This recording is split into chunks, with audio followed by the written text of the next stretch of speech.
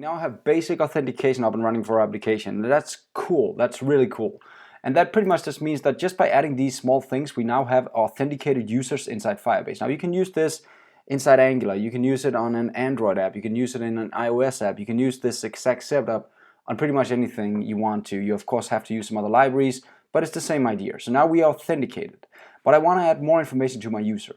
I want to first of all add roles later on, so I know when you're authenticated, what's your authorization? What are you allowed to do in the data setup, right? What can we let you do? If you are an admin, maybe you can delete users.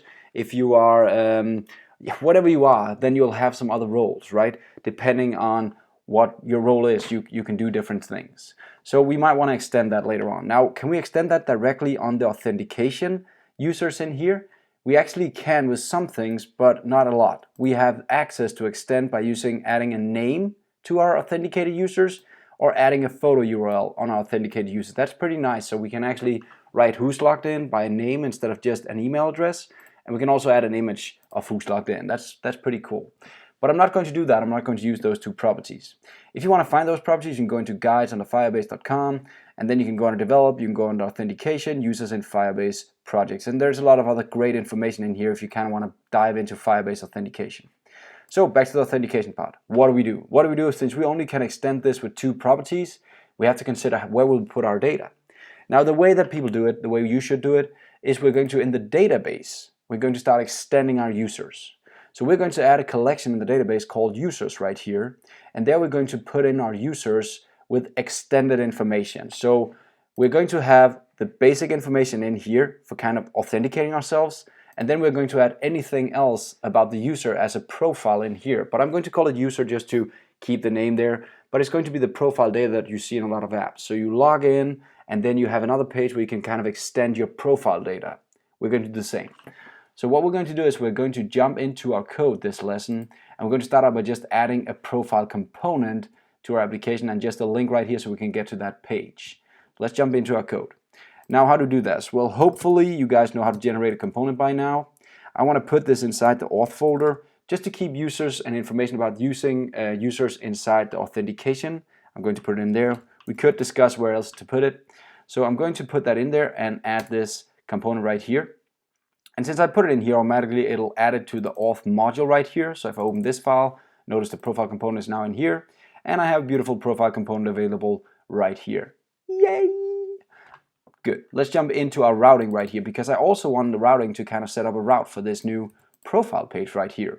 So I'm going to add a new route here, and I'm going to call it, well, you guessed it, I'm going to call it profile. Now the profile page shouldn't be accepted and shown until we actually logged in. So I'll add this auth guard right here. Let me just move it up a bit.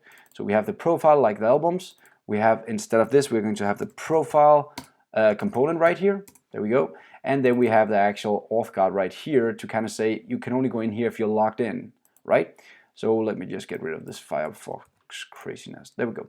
So now we have a profile available, but we also need to have a link. So if I'm looking in the code right here, I want to be able to go to the profile from a link right here for now.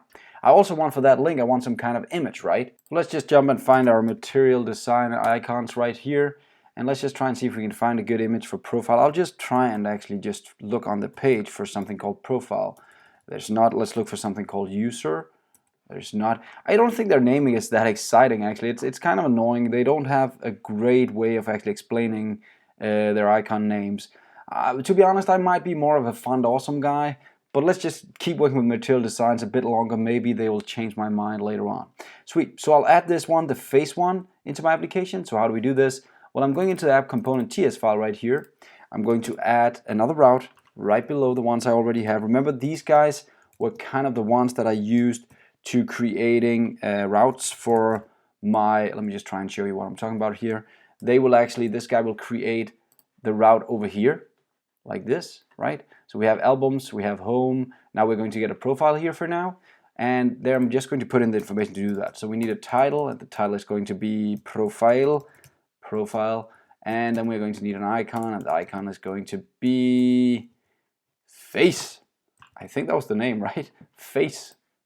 Oh my god.